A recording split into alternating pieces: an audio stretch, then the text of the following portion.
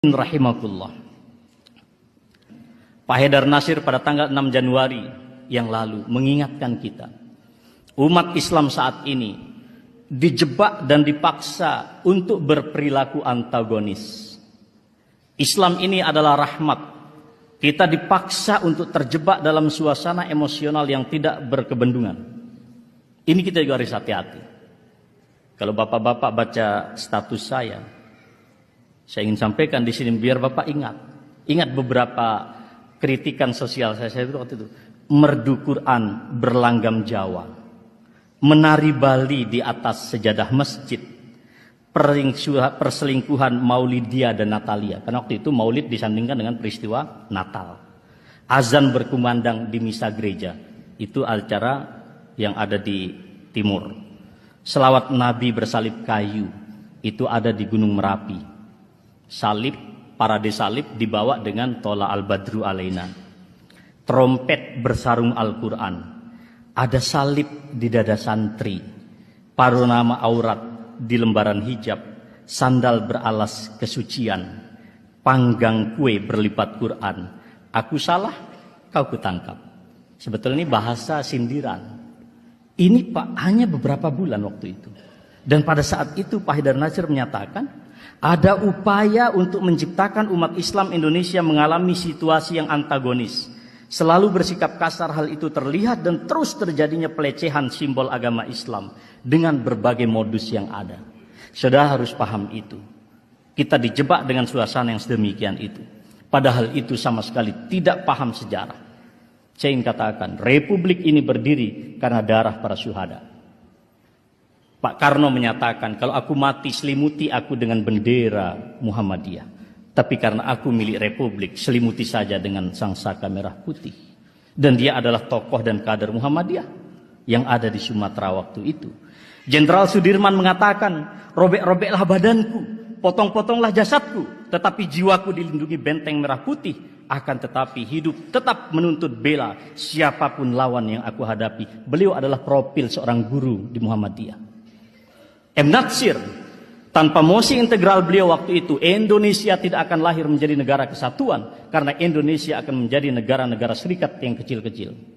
Juanda, tokoh Muhammadiyah, tanpa waktu itu yang disebut dengan deklarasi Juanda, kita tidak akan pernah memiliki kekuasaan laut yang sedemikian luas. Kita menjadi negara maritim terbesar di muka bumi. Semua mereka adalah para syuhada yang berasyhadu an la ilaha illallah wa asyhadu anna Muhammad Rasulullah. Dari mana Anda mengatakan orang Islam tidak peduli terhadap Republik? Dari mana Anda mengatakan kita anti kebinekaan? Saya katakan, nalar mereka mengalami stagnan dan tak sanggup lagi berpikir. Sejarah pun dilupakan. Umat Islam tidak boleh lupa sejarah. Ketika 7 kata di dalam Pancasila, kewajiban menjalankan syariat Islam bagi para pemeluknya. Dan detik-detik terakhir Ki Bagus Hadikusumo, pimpinan pusat Muhammadiyah ketika itu, dalam suasana batin yang sangat dahsyat bergejolak. Baiklah, kalau 7 kata itu dihilangkan, maka harus diganti dengan yang Maha Esa, yang berarti adalah Tauhid. Umat Islam selama 32 tahun tidak pernah berusaha menafsirkan Pancasila dalam perspektif Al-Quran dan Sunnah. Saya tantang semua kita yang hadir di sini. Mari kita bikin buku. Syarah Pancasila fi Dhawil Qur'ani wa Sunnah. Sesuai dengan petunjuk Al-Quran dan Sunnah. Mengapa umat Islam dinistakan sedemikian rupa?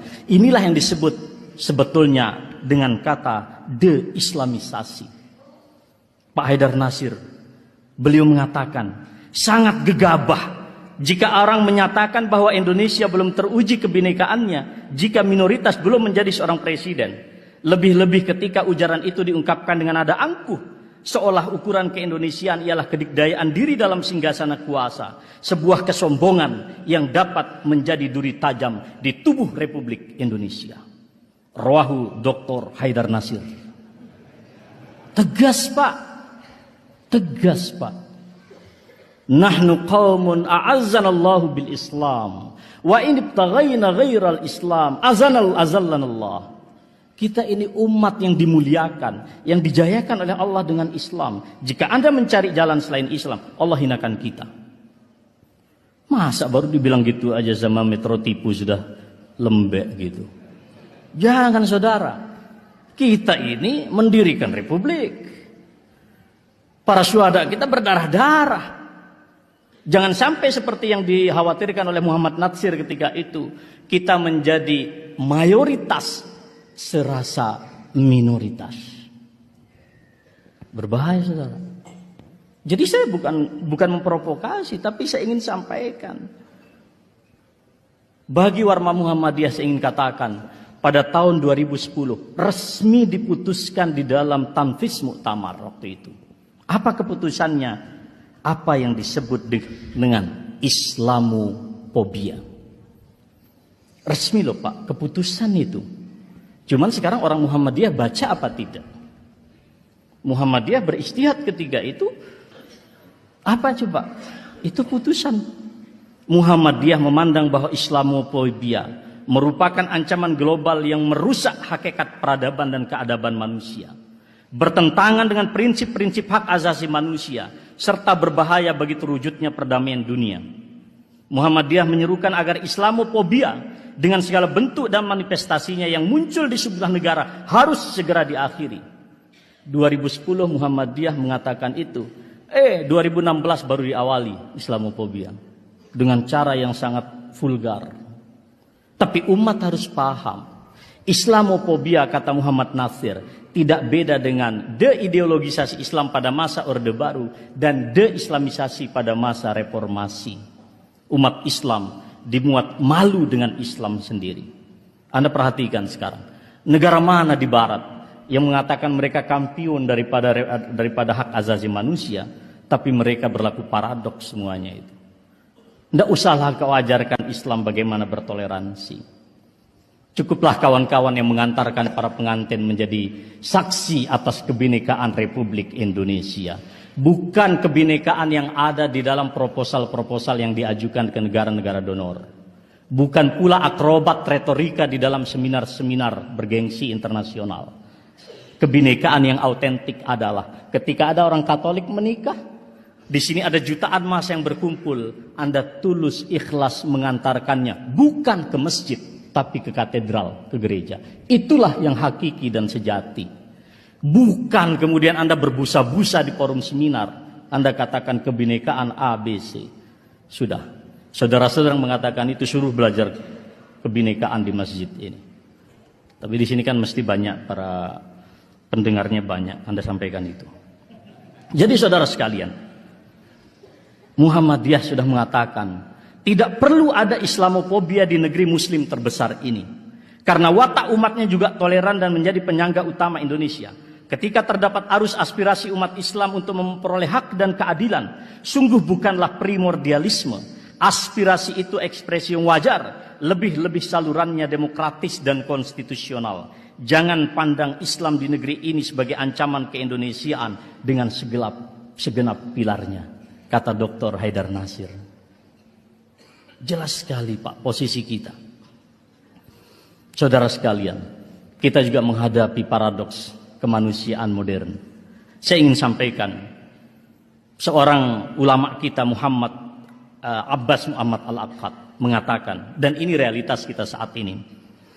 Kana alam mutada'iyan qad syarapan nihayah. Alam pada masa itu di jahiliyah, alam yang sangat menderita, patologi sosial politik sedemikian akut. Mereka tidak lagi mendapatkan ketentraman jiwa, tidak pula ketenangan batin. Mereka adalah orang-orang yang hidup penuh dengan paradoks. Sering saya sebut dalam status saya, realitas kita adalah realitas simulakra. Dunia yang penuh dengan simulasi, tidak pernah menggambarkan sesuatu yang hakiki di dalam kehidupan kita. Oleh karena itu saudara sekalian, saya ingin menggarisbawahi al-khatimah dari apa yang saya sampaikan. Kita harus waspada. Khususnya Muhammadiyah juga. Pada Muktamar 47 di Makassar sudah mengingatkan adanya upaya untuk menjebak kita pada apa yang disebut dengan proxy war. Kita dibuat saling bermusuhan sedemikian rupa. Maka ingin saya sampaikan di sini, dan ini ada Ustadz Bakhtiar Nasir. Saya ingat betul Ustadz, Di detik-detik terakhir waktu itu di Monas, beliau menyatakan 212 adalah